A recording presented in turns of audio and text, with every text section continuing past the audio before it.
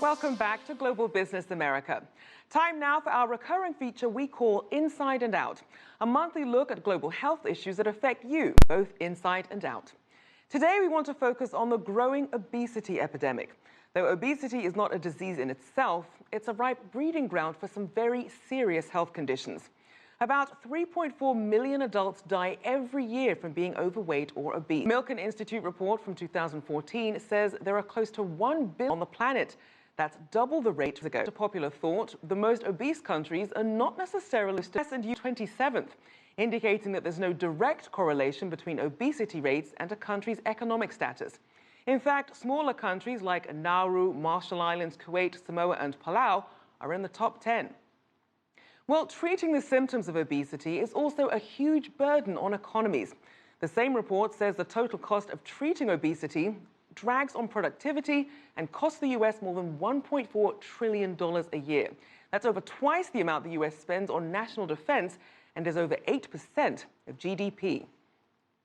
Well, in the West, there's a tendency to equate the obesity epidemic with a single culprit in your diet, like trans fats, junk food, or sugary drinks. But in China, the progressive change in the national diet has made the most impact. The country's growing urban middle class now has more access to supermarkets and convenience stores. Although the range of food products has grown, most is now prepackaged and processed foods that are high in fat, salt, and sugar. In 1982, a survey showed that about 7% of China's population was overweight. Only a decade later, new data showed that 15% of people were overweight and approximately 30 million were clinically obese. In other words, the number of overweight Chinese had doubled in a decade.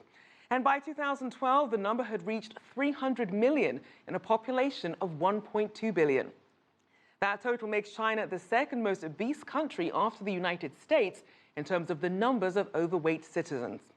Well, our reporter Guoxiu spoke to some people struggling with obesity in Beijing and found out how they're working with doctors to get a handle on their health.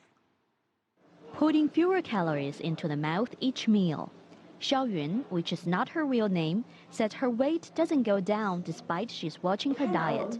She began to put on extra kilos after giving birth to her child more than 10 years ago.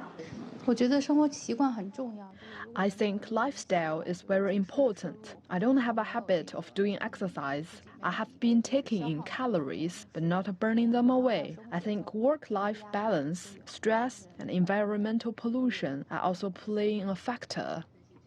Xiaoyun finally decided to seek help from the doctors as she has developed bad sleeping patterns and health issues due to her weight issue.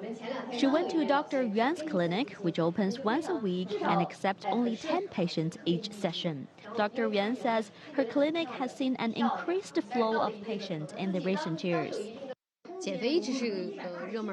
Losing weight has always been a hot topic. A lot of people have the issue.